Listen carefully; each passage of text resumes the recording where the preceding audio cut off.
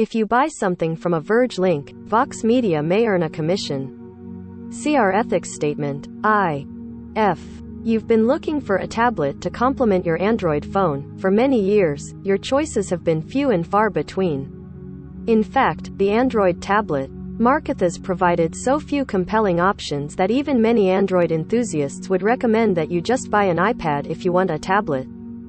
The problem with buying an iPad if you own an Android phone is that you miss out on a lot of the system integrations that come with using an iPhone and an iPad together. Apps that you own on your phone need to be repurchased on the tablet. You don't get system-level things like the ability to hotspot your phone from the tablet, and the two devices never feel as connected or coherent as if they both ran the same platform. That's where Samsung's latest Tab S8 and S8 Plus have an opportunity, at least if you own Samsung's flavor of Android. Samsung also has a third tablet in the Tab S8 line, the Ultra, that's larger and more expensive. I've reviewed it separately here. Though they look and function very similarly to Samsung's prior tablet efforts, and still have much of the same baggage, Samsung has made progress developing integrations and an ecosystem of its own between its devices that may be enough of a reason to choose a Samsung tablet over an iPad if you also happen to carry a Samsung phone and use Samsung wireless earbuds. Related. Samsung Galaxy Tab S8 Ultra review. When bigger isn't better. That isn't to say Samsung has come as far as Apple in those integrations, nor is it to say that the traditional Android tablet gripes, namely, a much smaller pool of optimized apps, don't apply here. The Tab S8 and S8 Plus are also expensive tablets, starting at $699.99 and $899.99, respectively, before you add any accessories like a case or keyboard. But they do provide us a glimpse of an Android-first ecosystem that hasn't really existed before. Samsung Tab S8. Verge score. 7. Good stuff. Bad stuff. Buy for $699.99 from Best Buy. Buy for $699.99 from Amazon. Samsung Tab S8 Plus. Verge score. 7. Good stuff. Bad stuff. Buy for $874.99 from Amazon. Buy for $899.99 from Best Buy. The hardware differences between 2020's Tab S7, S7 Plus and this year's Tab S8 versions are such. The standard Tab S8 is only available in Wi-Fi configurations. The Tab S8 Plus can be purchased with 5G cellular connectivity. It's odd that this isn't uniform across the line. Visually, the new tablets are identical to the prior models. They come with the same 11-inch 120Hz LCD or 12.4-inch 120Hz OLED screens and have the same Dolby Atmos quad speakers. Just like before, the hardware is impressive, and either tablet provides an excellent video watching experience. Performance is also very good, with smooth responsiveness, quick app loading, and no jelly scrolling issues to be found.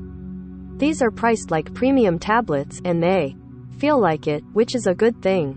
Between the two, I prefer the smaller Tab S8, which is easier to hold in one hand and more comfortable for the kinds of tasks I do on a tablet, such as reading books or news articles. If you want the better tablet for watching movies, the S8 Plus OLED screen has the edge, though it doesn't quite have the same punch and brightness as Apple's 12.9-inch iPad Pro. Both models also have 16:10 aspect ratio screens, which is better suited for larger screen laptops than tablets. It makes them feel cramped when browsing websites in landscape and awkwardly tall when held in portrait orientation. The Tab S8 has the same fingerprint scanner built into its sleep-wake button as the Tab S7. Similarly, the Tab S8 Plus has the same under-screen fingerprint scanner as the Tab S7 Plus. Both worked fine in my testing, though neither are as fluid or quick to use as facial recognition logins. You can enable face login on either tablet, but it's not as secure as the fingerprint scanners or Apple's Face ID. Neither tablet has a 3.5mm headphone jack and relies on just one USB-C port for all of its I/O. Either model can be had with a respectable 128GB or 256GB of built-in storage.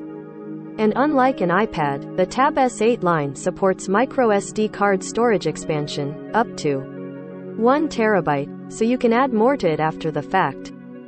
Both come with Samsung's S Pen stylus in the box, which has been improved to be slightly more responsive this year.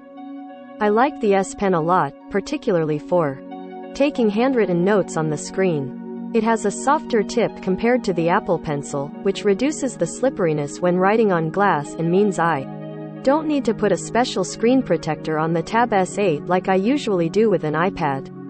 And it's doubly great that it doesn't cost an additional $129 on top of the cost of the tablet. I'm not an artist by any means, so if you're looking for that perspective, I suggest checking out Brad Colbo's videos on YouTube about the S8 line, but for taking handwritten notes, marking up screenshots, or just navigating the tablet's software throughout the day, the S Pen is great.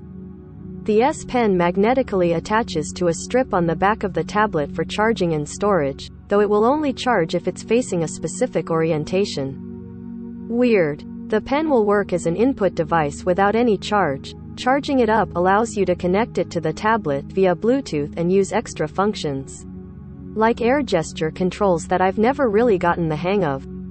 The magnets on the back of the tablet holding the S Pen in place aren't especially strong, and since the pen sticks out off the back, it's easy to knock it off in your bag.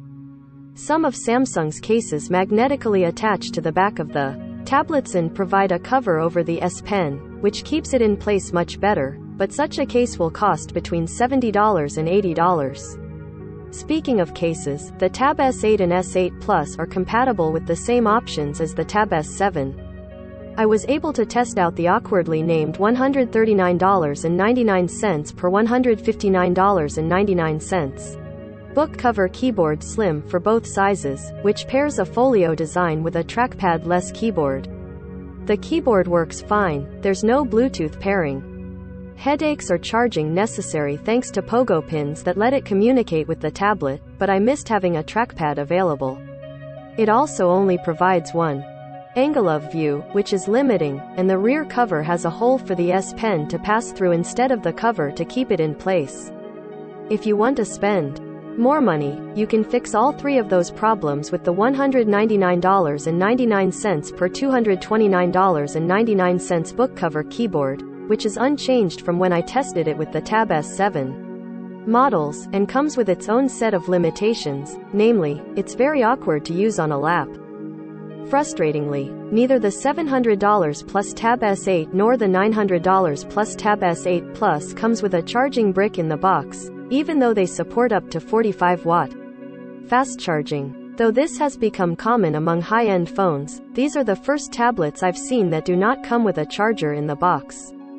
With so much of the hardware being carried over from the last generation, the biggest advancements can be seen in the software.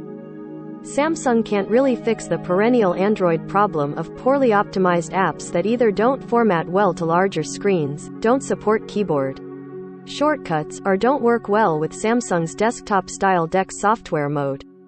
So Samsung has spent its time on optimizing its own apps and making the Tab S8 and S8 Plus play nicely with Samsung phones.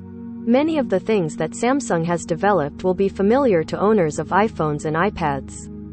I was able to remotely turn on my Galaxy Z Fold 3's mobile hotspot feature from the settings menu of the Tab S8. The Galaxy Buds Pro I had in my ears switched between the Tab S8 and my Fold 3 automatically depending on which device was playing audio. Samsung even has a take on Apple's handoff feature to let you continue using an app on another device, though it's currently limited to just Samsung's browser and Notes apps and doesn't work with any third-party apps. Owners of Samsung phones will be able to take advantage of integrations with the Tab S8 tablets.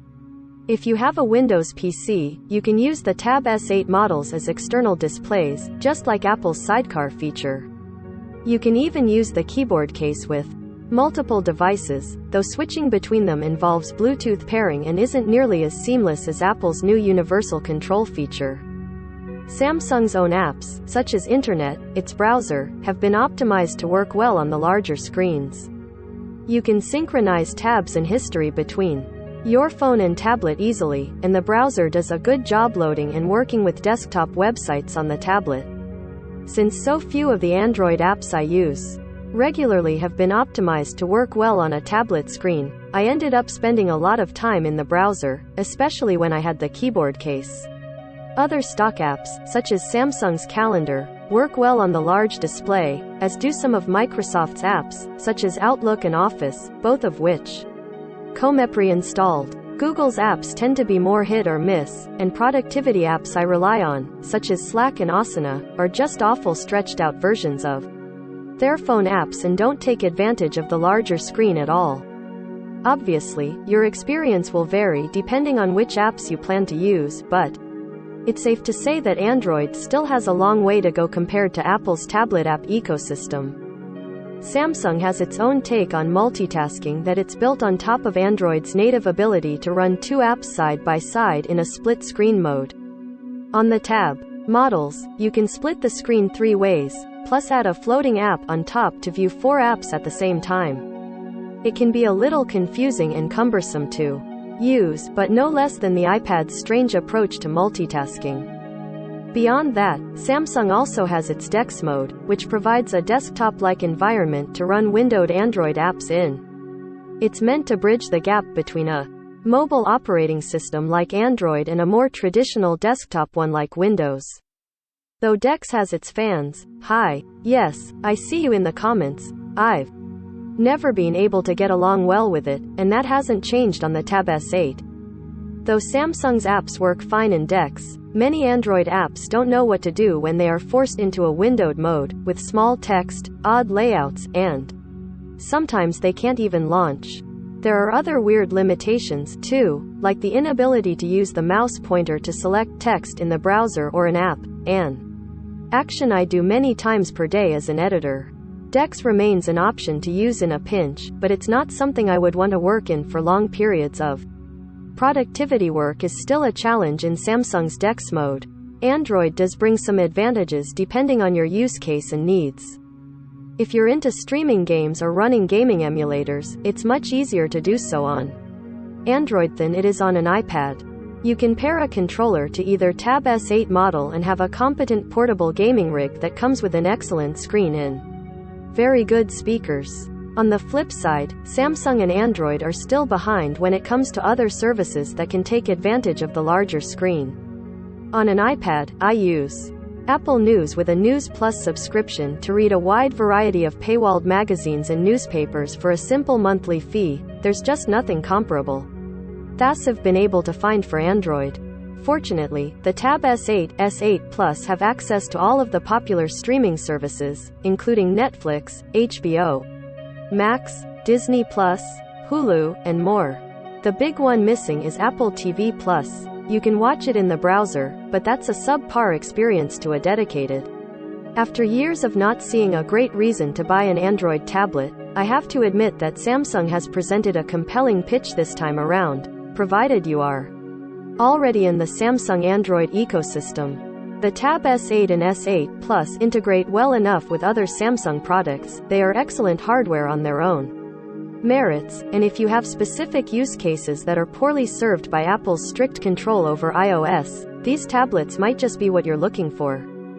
Samsung still has some work to do fleshing out its ecosystem, and hopefully, Google's renewed interest in Android tablets will produce better third-party app support. I'm not holding my breath there, though. And it's a bummer that if you have a Pixel or other Android phone, you can't really take advantage of a lot of the integrations Samsung has developed. But I think the biggest hurdle with the Tab S8 and S8 Plus is their pricing. These are premium tablets with big price tags, especially once you start to add accessories to them. Samsung will likely release some more attractively priced tablets to replace some of its older models, and it has been good about delivering software updates to bring some of these new features to existing devices, though the company spokesperson declined to comment on future updates when I asked.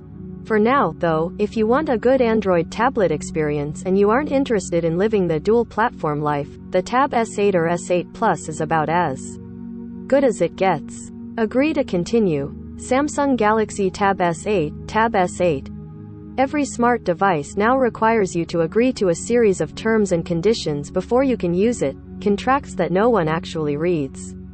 It's impossible for us to read and analyze every single one of these agreements. But we started counting exactly how many times you have to hit agree to use devices when we review them, since these are agreements most people don't read and definitely can't negotiate. For Samsung's Galaxy Tab S8 and S8 Plus, there are 3 mandatory things you need to agree to in order to use the tablet. In addition, there are 4 optional agreements presented when setting up the tablet. Finally, if you choose to use the Bixby Assistant, there is 1 mandatory thing and 2 optional ones. The final tally is 3 mandatory agreements to use the tablet, 4 optional agreements, and 3 more agreements should you choose to use Bixby. For the Google account and Samsung account, these agreements extend to other products that likely involve significantly more agreements.